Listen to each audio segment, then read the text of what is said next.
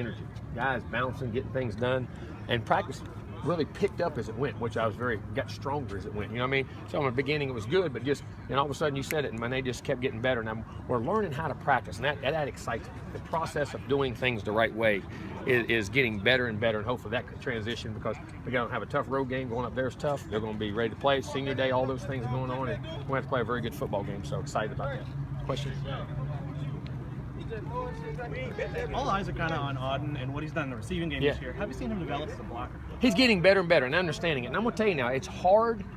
If people don't understand how hard for big guys to get on guys in space and learn to respect guys, but you got to do it like you're running routes, so they don't know if you're running routes, and keep that consistency of routes to blocking, so they don't know how you're playing it, and then it allows that big body to get on him. He's getting better, learning it, and wanting to do it, and he can do it. He can be a complete football player that way. What are some things receivers have to do that in this offense that maybe some other college offenses don't ask the receivers? I don't know.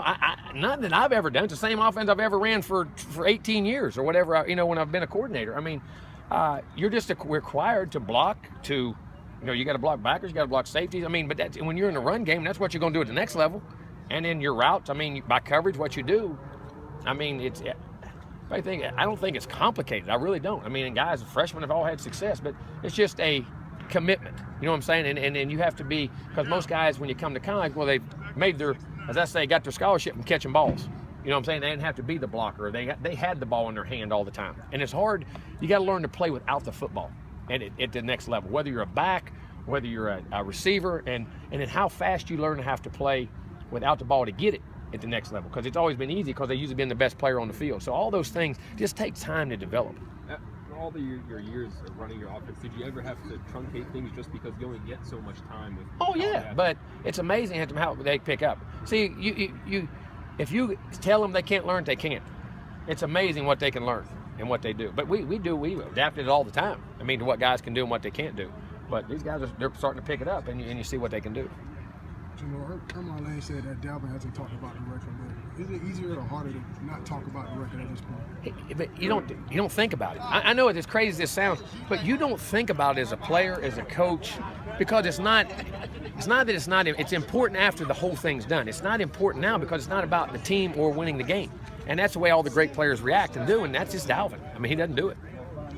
Which was DeAndre coming along with their Very, very pleased. He's done a great job, practiced well, hidden practice, make good decisions. I like everything about it.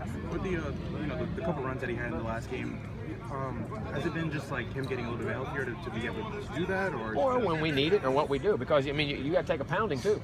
I mean, you got to take hits, you got to do things, and when the need arises that there's other things that we're not doing, that you have to do it, or that the situation calls for it. Whatever we check to. How's Trey Marshall doing? Really good, practicing good, playing well, practicing well, doing good. Gonna be extra training. I'm glad getting him back out there. Jimbo, was it encouraging that you're not only getting contributions from freshmen, especially on defense, but it seems like just more and more guys are stepping up each and every week. And the productivity. I mean, not just contribution, but the productivity keeps rising, and the more you can put on them, the more game planning, the things you can do, and the way they're, as I say, growing in confidence with what they're doing, and it's getting better, and that's what you got to have. It's an exciting group. That young group, not only a very good physical group, it's a very good, intelligent mental group that learns very well, which is one of the key things. It's very important. I was going to say, going off that, like, what does it take for those guys to be ready and to keep expanding? What are they doing hard correctly? Work. And you got to take coaching, understand what you do well, keep doing it, repeat, but go work at the game. You got to study the game. You got to study film.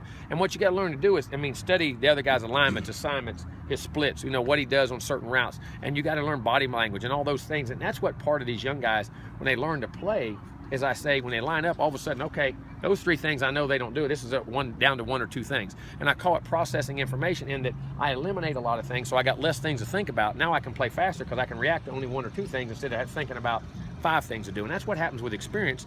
And when young players play, they're going to have some ups and downs just because of that struggle. But these guys are really learning to push past that the second half of this year. Jim, I don't know if there's one thing you could really point to, but what would you say would be the biggest improvement you've seen from your team now compared to when you guys... Mental approach.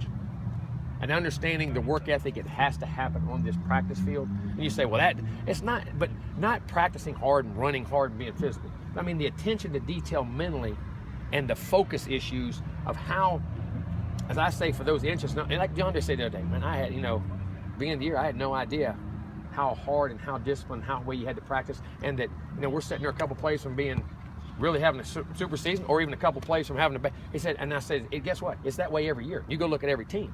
And I said, he said, now our young guys, he said, I really understand that. He said, a few weeks ago, really understanding that how consistent and the grind and all those things, and all those guys are. I mean, and that's where I'm thinking the mental approach from a young football team to play it, not just good football, but play it championship football. There's a big difference.